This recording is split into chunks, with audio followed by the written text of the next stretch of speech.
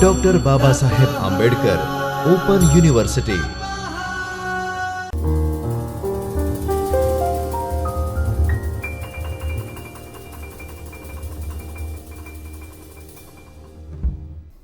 नमस्कार विद्यार्थी मित्रों, doctor Baba Saheb Ambedkar open university के चैतन्य स्टूडियो से मैं डॉक्टर आकृति चंद्रा, असिस्टेंट प्रोफेसर हिंदी, आप सभी का स्वागत करती हूँ। विद्यार्थी मित्रों, बीए के द्वितीय वर्ष के पंचम प्रश्न पत्र हिंदी भाषा और संप्रेषण की इकाई 16 पत्र लेखन विविध प्रकार का आज हम अध्ययन करेंगे, जिसके अंतर्गत अध्ययन के बिंदु होंगे पत्र लेखन क्या है, पत्र लेखन के प्रकार कितने हैं, पत्र लेखन की विशेषताएं क्या होती हैं। तो चलिए सबसे पहले देखते हैं कि पत्र लेखन क्या होते हैं। विद्यार्थी मित्रों, आप जानते ही हैं कि संप्रेषण जो है वो दो तरीके से हम कर सकते हैं, एक मौखिक और एक लिखित।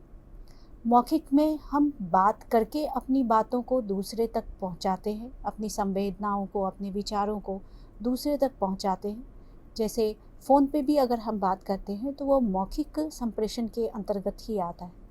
दूसरी ओर है लिखित संप्रेषण।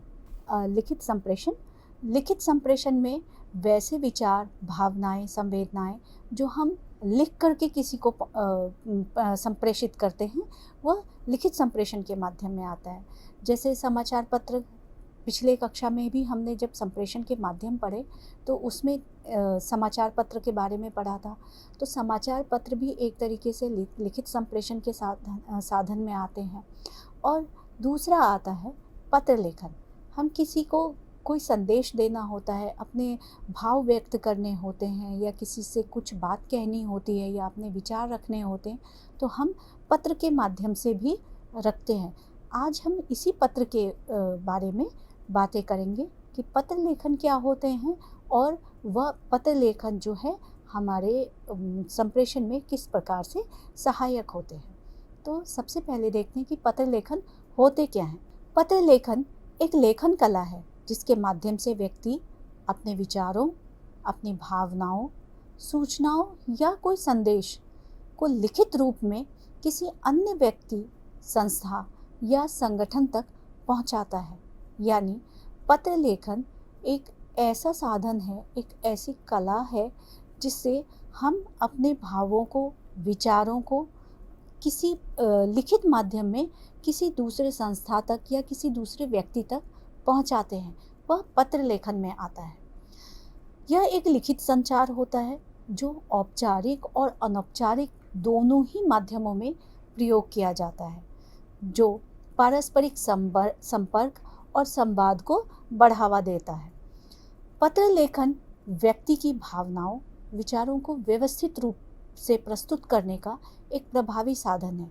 जैसे मान लीजिए आप बहुत भावुक हैं, आपके किसी मित्र के यहाँ कुछ दुर्घटना हो गई है, तो आप अगर मिल कर के बात करेंगे तो आप बहुत भावुक होकर के रोना या उसको गले लगाना, इस तरीके से आप करेंगे। लेकिन पत्र जो है वह शब्दों का एक व्यवस्थित माध्यम से हम अपनी भावनाओं, संवेदनाओं को मित्र के पास पत्र लिख करके उसे अपनी संवेदनाएं प्रस्तुत करते हैं।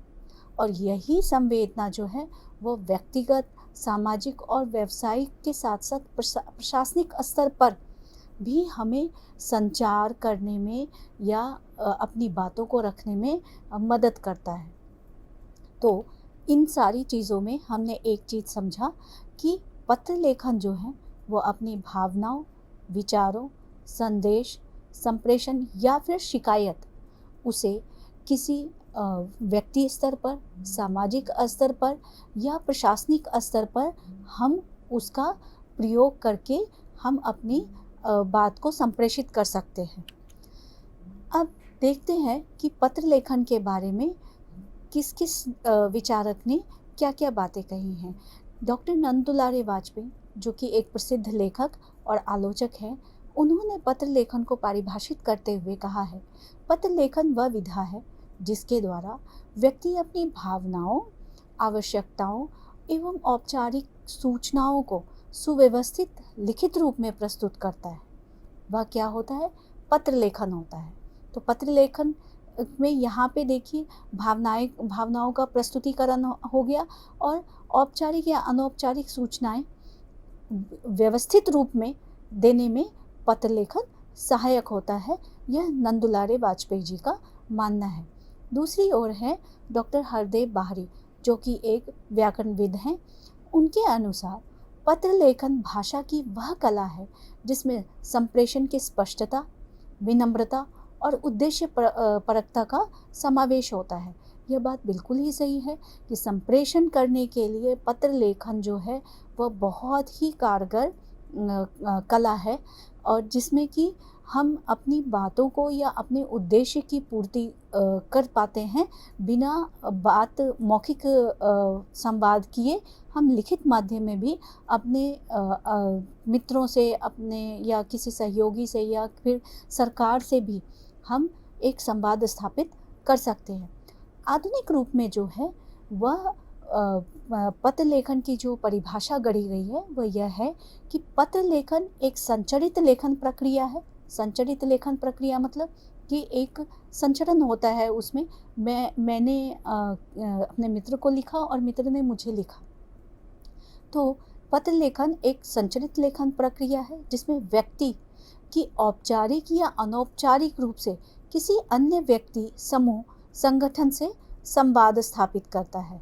अब पत्र लेखन है तो किसी को लिखेगा ही, सिर्फ मित्र को नहीं। ये अनौपचारिक होते हैं जो रिश्तेदार या मित्र को लिखे जाते हैं, लेकिन औपचारिक ढंग से भी हम पत्र लेखन का प्रयोग अपनी बातों को रखने के लिए करते हैं। यह आधुनिक परिभाषा के अंतर्गत माना जाता है। अब है पत्र लेखन के प्रकार। वैसे तो पत्र लेखन कितने प्रकार के होते हैं इसका निर्धारण करना थोड़ा कठिन होता है, क्योंकि बहुत ही तरीके के पत्र लेखन होते हैं। लेकिन मोटे मोटे तौर पे अगर हम ऊपरी स्तर पर देखें तो पत्र लेखन जो है, जैसे निजी पत्र हो गए, पारिवारिक पत्र हो गए, निमंत्रण पत्र हो गए, बधाई देने के लिए पत्र लिखते हैं, किसी के घर शोक अपना संवेदना व्यक्त करने के लिए पत्र लिखते हैं, किसी अपने मोहल्ले की, या मान लीजिए आपके मोहल्ले में कोई परेशानी है तो आप जिला कलेक्टर को पत्र लिखते हैं, तो शिकायत पत्र भी लिख सकते हैं। आप अगर छुट्टी के लिए आवेदन करना चाहते हैं तो छुट्टी के लिए भी पत्र लिख सकते हैं अपने अधिकारी को। और अगर आप नौकरी के लिए आवेदन करना चाहते तो उसके लिए भी पत्र लिखने की जो है वह परंपरा रही है। हम संपादक के नाम पे पत्र लिखते हैं। समाचार पत्र में आपने देखा होगा संपादकीय जो पृष्ठ होते हैं उसमें नीचे के एक छोटी से एक कॉलम बना रहता है जिसमें विभिन्न लोगों के पत्र शामिल होते हैं कि उन्होंने अपने विचार को किस तरीके से रखा है। व्यावसायिक पत्र होते हैं। मान लीजिए आपको कभी किसी चीज़ के लिए ऑर्डर करना है, मान लीजिए आप 4 किताबें मंगवाना चाह रहे हैं, तो आप उन प्रकाशक को पत्र लिख करके भी पुस्तक मंगवा सकते हैं। या फिर आपने अपने घर के लिए, अपने दुकान के लिए 10 कुछ सामान मंगवाए हैं, 10 खिलौने मंगवाए हैं, 10 मोबाइल मंगवाए हैं, या फिर 10 पेन मंगवाए हैं, और तीनों चीज़ें मंगवाई हैं आपने, तो उसके लिए भी पत्र लिख सकते हैं कि मुझे इतनी इतनी चीज़ें इतने संख्या में चाहिए। तो वो व्यावसायिक पत्र भी हो सकते हैं। सरकारी पत्र और अर्ध सरकारी पत्र भी इसमें शामिल हैं, जिसका कि हम अगली कक्षा में हम जिसके बारे में विस्तृत रूप से अध्ययन करेंगे कि कौन से पत्र किस प्रकार से लिखे जाते हैं और कौन से पत्र के लिखने की में हमारी भूमिका क्या होती है और किस तरीके के शब्दों का उसमें हमें प्रयोग करना चाहिए। अब उक्त जितनी भी पत्रों के नाम मैंने आपको बताए, उनको मोटे तौर पे हमने दो वर्गों में विभाजित किया है। एक औपचारिक पत्र लेखन होते हैं जो कि हम किसी पद पे बैठे हुए अधिकारी को देते हैं या फिर किसी सकारण के लिए देते हैं, तो उसके लिए औपचारिक पत्र उसके लिए होते हैं जो हम किसी अधिकारी के लिए या ससंदर्भ के लिए हम देते हैं, वो औपचारिक पत्र में आता है। अनौपचारिक पत्र में आप निजी पत्र ले सकते हैं, या परिवार के लिए किसी व्यक्ति को पत्र लिख रहे हैं आप, या अपने दोस्तों को या फिर किसी रिश्तेदार को लिखते हैं अगर पत्र, तो वो अनौपचारिक पत्र में आता है। अब पत्र लेखन जो होते हैं वह दो तरीके के होते हैं, वो पहले ही बता दिया आपको। अनौपचारिक पत्र वे होते हैं जो हम किसी मतलब कि उसका लिखने का कोई एक साँचा नहीं होता है उसका, कि हमें इसी तरीके से लिखना है उसे, या उसमें किसी भी तरीके की औपचारिकता की ज़रूरत नहीं होती है। इसमें हम सिर्फ़ प्रिय मित्र लिख कर के उसमें जितनी भी बातें होती हैं, इसमें शब्दों की भी कोई वो नहीं होती कि आपको बहुत मर्यादित शब्द में लिखना है, या फिर आपको ये शब्द प्रयोग नहीं करने हैं, या फिर आपको जो हमारे संवैधानिक शब्द हैं वही आपको प्रयुक्त करने हैं, तो ऐसा नहीं है। तो जो अनौपचारिक पत्र होते हैं उसमें किसी भी तरीके की औपचारिकता की आवश्यकता नहीं होती है, और वो अपने रिश्तेदार और अपने परिवार के लोगों दोस्तों को ही लिखा जाता है। अगर उसकी दूसरी तरफ अगर आप देखें, अगर आप औपचारिक पत्र लिख रहे हैं तो उसमें आपको शब्दों की मर्यादा रखनी होगी, वैसे ही शब्द का प्रयोग करेंगे जो कि मान्य हो, और ऐसे ही कुछ ही स्पष्टता लिए हुए हो और आपके संदेश को संप्रेषित करते हुए हों, बहुत बड़े नहीं हों, तो वैसे पत्र जो हैं वो औपचारिक पत्र में आएँगे। इसमें हम किसी अधिकारी को पत्र लिखते हैं तो वो औपचारिक पत्र के अंतर्गत आते हैं। आवेदन के लिए लिखते हैं, शिकायत के लिए लिखते हैं, अपने पंचायत को पत्र लिखते हैं, नगर पालिका को पत्र लिखते हैं, सरकार के किसी अधिकारी को पत्र लिखते हैं, तो ये सभी पत्र जो हैं वो औपचारिक पत्र की श्रेणी में आएंगे। अब पत्र लिखने की कुछ निर्देश और विशेषताएं हैं, तो उन्हें हम देखते हैं। सबसे पहली जो पत्र लिखने की विशेषता है या उसमें क्या है कि सरलता होनी चाहिए। किसी भी पत्र की जो भाषा है अगर वो क्लिष्ट होगी, तो या आपने उसमें बहुत ही ज़्यादा अपनी विद्वता डाल दी होगी, तो हो सकता है कि सामने वाला उस स्तर का ना हो कि वो आपके पत्र का वो समझ सके, या फिर आपने किसी शब्द का एकदम क्लिष्ट अर्थ निकाल करके पर्यायवाची उसके प्रयोग कर दिया और सामने वाले को समझ में ही नहीं आए, तो वो पत्र लेखन जो है वो असफल रहेगा आपका। पत्र लेखन ऐसा होना चाहिए जो दूसरे को भी समझ में आए, सरल सहज जो बोलचाल की भाषा है हमारी उसमें रखें, और मर्यादित भाषाओं का प्रयोग करना होता है। इसमें शब्दों को बड़ी सावधानी से चुनना होता है। क्यों? क्योंकि बहुत एक ही बात के लिए आप अगर 10 शब्द का प्रयोग कर रहे हैं तो बेवजह आपका जो पत्र है वह लंबा हो जाएगा, व्यवस्थित भी नहीं रहेगा, और जो सामने पढ़ रहा है पत्र उसको एक उबन भी होगी कि क्या वो पढ़ना नहीं चाहेगा, चिड़चिड़ाहट बढ़ेगी। और एकदम सटीक, सरल और मधुर शब्दों का प्रयोग करना होता है। ऐसी भाषा, ऐसे शब्द का प्रयोग पत्र लेखन में ना हो जो किसी की भावनाओं को आहत कर दे या फिर किसी को क्रोधित कर दे। तो सारी बात आप सरल सीधे ढंग से आप बोलें, स्पष्ट लिखें, और आपकी जो लिखावट होनी चाहिए वो अच्छी होनी चाहिए, सुव्यवस्थित ढंग से होनी चाहिए जो सामने वाले को समझ में आए। विचारों की सुस्पष्टता। आप मान लीजिए कि आप किसी अपने प्रकाशक को पत्र लिख रहे हैं कि आपको ये 3 किताबें चाहिए जिससे जिससे काम है, लेकिन आप लिख रहे हैं कि इस विषय पे 10 किताबें लिखी गई हैं, संभवतः आपके पास सभी होंगी, अगर आप सभी भेज देंगे तो अच्छा रहेगा, लेकिन मुझे ये 3 किताब ही चाहिए। इसका मतलब समझ में नहीं आया। इस बात का मतलब प्रकाशक तो 10 किताबें उनको भेजने में अच्छा ही है कि उनकी आमदनी होगी, लेकिन आपको चाहिए 3 ही, लेकिन आपने सारी किताबों का ज़िक्र कर दिया और बोल भी दिया कि इतनी किताबें हों तो अच्छी रहेंगी, लेकिन आपको मंगवानी 3 ही हैं क्योंकि आपका काम जो है वह 3 पुस्तकों से हो रहा है। तो इसलिए आपके विचार, आपके शब्द, आपके जो संदेश होने चाहिए वो पत्र लेखन में स्पष्ट होने चाहिए, ताकि सामने वाला भी देख करके उसे अच्छी तरीके से समझ जाए। कहीं भी आपको अपनी विद्वता दिखाने की आवश्यकता नहीं है, ना ही कहीं बनावटीपन करने की आवश्यकता है कि आप ये सोचें कि अरे मुझे अच्छे तरीके से पत्र लिखना है तो एकदम अच्छे शब्द, भारी भरकम शब्द नहीं। आप अपने जो भी आपकी समस्या है, आपके जो भी विचार हैं, वो स्पष्ट रूप से आप सामने कह दीजिए। आपको पत्र लेखन में अपनी विद्वता दिखाने की कोई आवश्यकता नहीं है। आप सहजता दिखाएं, सरलता दिखाएं और मर्यादित भाषाओं का प्रयोग करें। अब प्रभावात्मक, पूरा पत्र का जो असर है वो पढ़ने वाले पे पड़े और वो पढ़ने वाला जो है वो समझ में आ जाए उसे कि वो क्या उसके पास जो संदेश आए हैं वो संदेश उसकी समझ में आ रहे हों।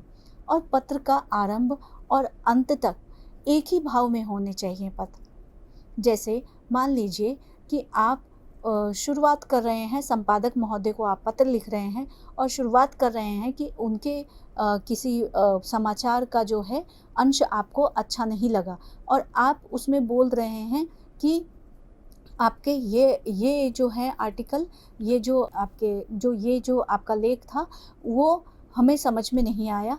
और दूसरी तरफ आप ये भी बोल रहे हैं, फिर से दूसरे समाचार को लेकर के आ जा रहे हैं बीच में, तो इससे क्या होता है कि समझ में नहीं आती है चीज़ें। तो आरंभ में अगर आप संपादक महोदय को पत्र लिख रहे हैं किसी एक लेख के लिए, तो उसी लेख पर रहें, दूसरे लेख को ना लेकर के आएँ बीच में और दूसरी समस्याओं को बीच में ना लेकर के आएँ। आरंभ से अंत तक एक ही समस्या पे रहें कि हाँ, यह लेख मुझे पसंद नहीं आया। आप उसी पत्र में आप उसकी सदस्यता की भी बात करें कि मुझे ये पत्र का सदस्यता लेनी है और यह लेख समझ में नहीं आया। तो अगर आपको ऐसा लिखना भी हो तो आप नंबर 1, नंबर 2 करके लिखें, लेकिन आप शुरू से अंत तक एक ही भाव में आप पत्र को लिखें, वो ज़्यादा अच्छा रहेगा।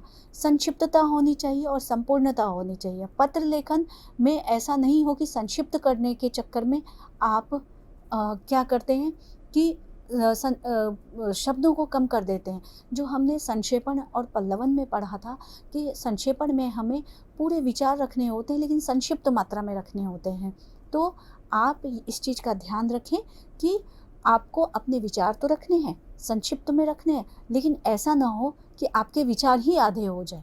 संक्षिप्तता में, स्पष्टता में, संपूर्णता में आपको अपने बात रख देनी है। बार बार एक ही बात को दोहराना नहीं है।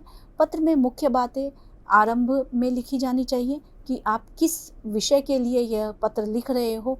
सारी बातें एक क्रम में लिखी होनी चाहिए।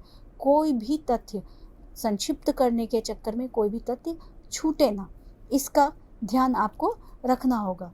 और सबसे महत्वपूर्ण बात जो होती है वह बाहरी सजावट।